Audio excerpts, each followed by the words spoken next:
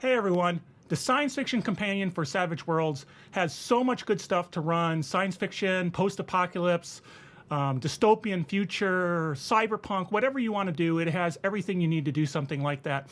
And I'm thinking about doing a one-shot, kind of in the vein of RoboCop, a dystopian police state kind of future. And so I need my antagonist robot, the Ed 209. So let's go ahead and use the robot section of the science fiction companion to build it. Savage Worlds, one of the best games today. Hey everyone, it's Carl with Tabletop Tango. Look at the bubbles, do the stuff. We'd love your support. We'd love your likes, subscribes. Subscriptions would be great. They've kind of tapered off. And if you're watching and you like the videos, hey, please subscribe. Let's see those numbers go up. That'd be fun for me, which is mostly what I'm in for anyway. So what are we talking about today? So we're talking about building a robot using the robot rules in the science fiction companion for Savage Worlds. So first, I'll do a disclaimer. Normally, I would not use necessarily a set of rules to build something. You know, for example, when I'm doing a bad guy, I don't use character creation. I just give them what they need and make them work the way they want to. And that's probably a really good idea to do for almost all your bad guys that you're doing. But I wanted to take advantage of the robot section of the companion to see what kind of thing I can build that's in the vein of an Ed 209. So let's talk about the Ed 209 real quick. We know that that's a robot. It's a walker. It's got dual arms that are just purely weapons. Both have kind of automatic guns on them. One has a shotgun and a rocket launcher. I won't get too much into that. I don't think I'll need those, but it's really kind of a walking artillery machine, and it's supposed to be for policing, and it's got lots of flaws. It can't walk upstairs.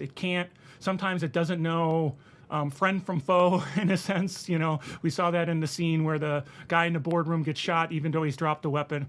So it's not a perfect machine. So let's build it and take a look at how it would come out. So first thing is we need to figure out the frame. Now, in the science fiction companion, they have frames that go from size -4 to size 3. And at size 1, it's about a 500 pounds weight. Size 2, it's 1,000 pounds. And size 3, it's 1,500 pounds. Now, I'm looking at that Ed 209, and it's probably a super heavy robot.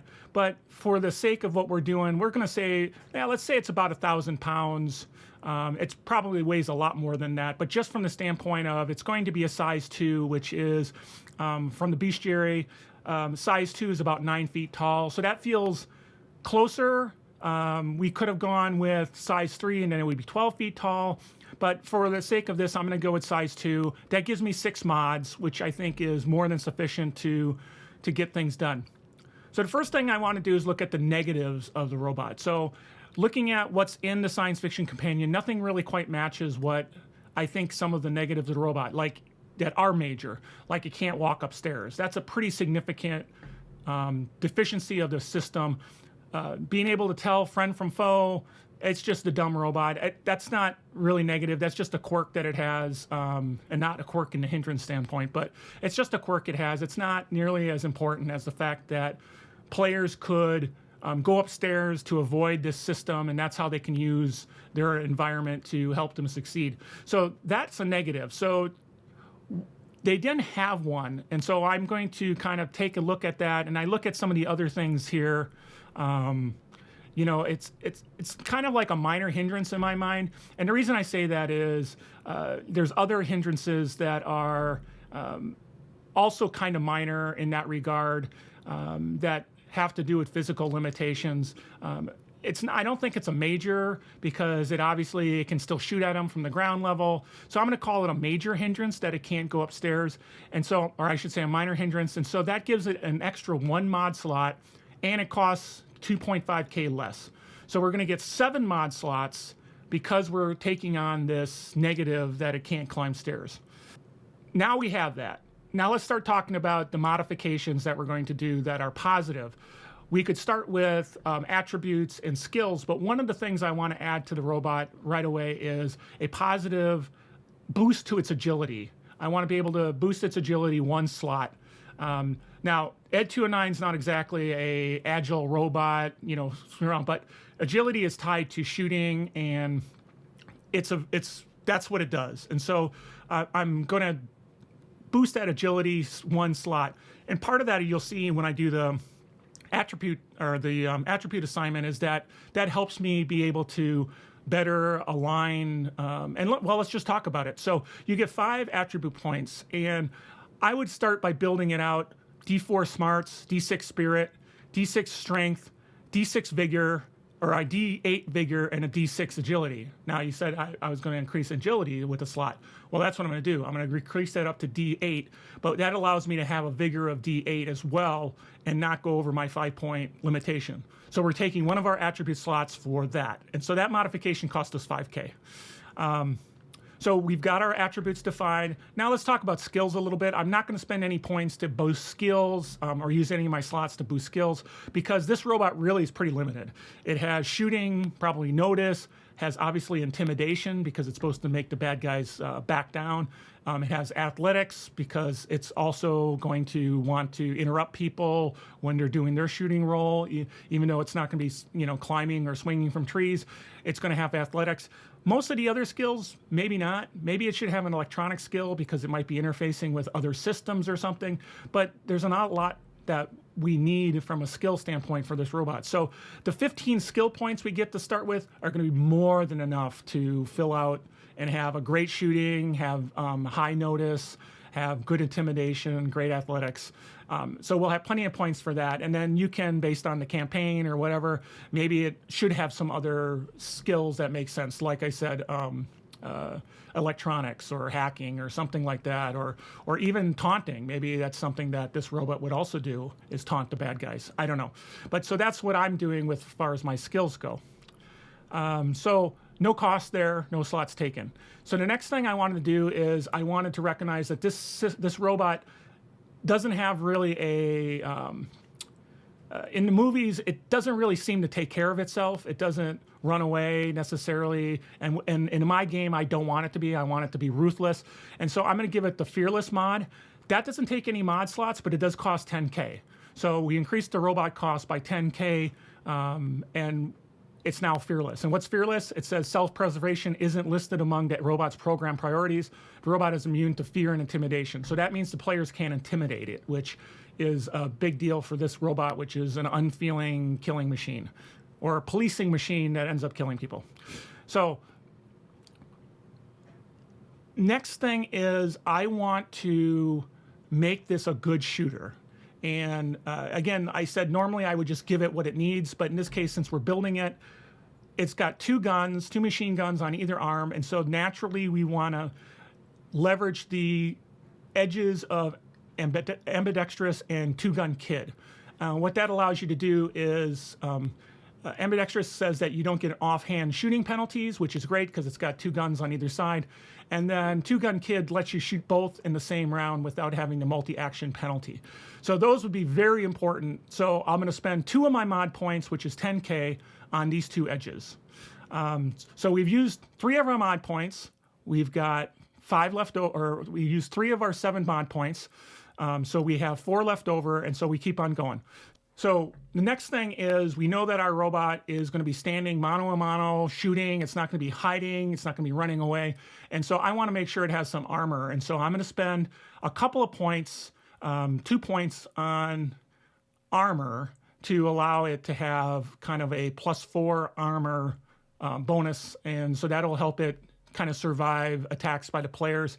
And so what's armor? Armor increases the robot's armor by +2 each time you take it. So I'm going to take it twice, get +4 in armor. So that gives me 2 mod points left to spend. And so the next thing I'm going to do is, again, it's a shooter. It's going to be shooting on the run. It's going to be doing, things where it's going to be trying to attack players when they're under cover or they're trying to keep it in the dark. And so I'm going to buy a targeting system. And what's a targeting system? The robot has an integrated targeting and tracking system that reduces 2 points of direct fire shooting penalties from called shots, cover, range, scale, or speed. All really good stuff. Cost 25K, uses one of my slots. And so I'm now literally down to 1 slot. I have an expensive robot, but hey, it's a super corporation who's building these things. Maybe they don't care.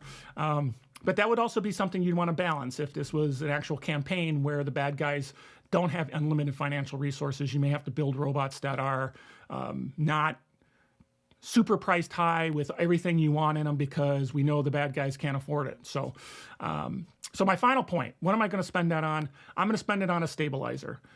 This says the robot has a weapon stabilization system that negates the unstable platform, recoil, and running penalties for all the attached direct fire weapons. So very important, because again, I picture this thing running around, chasing people down, shooting them while it's chasing it down. So having the targeting system, having a stabilizer is going to be a big deal. Having those two edges, big deal. So now we've got a really good firing platform that can be the bad guy. So now, weapons. What are we going to give it? Now, I mentioned the Ed 209 in the movies, had a rocket launcher, had a shotgun on one arm, had machine guns. Well, I'm just going to go with the machine guns because I think that's all I need for my game, but I can always add more. And so I'm going to give it 2 heavy machine guns at 4K, which are heavy weapons. It says that if it's not on a mount, it's got the snap fire penalty, but this is a robot. It is a steady mount, so it won't have that snap fire issue with 2 heavy machine guns.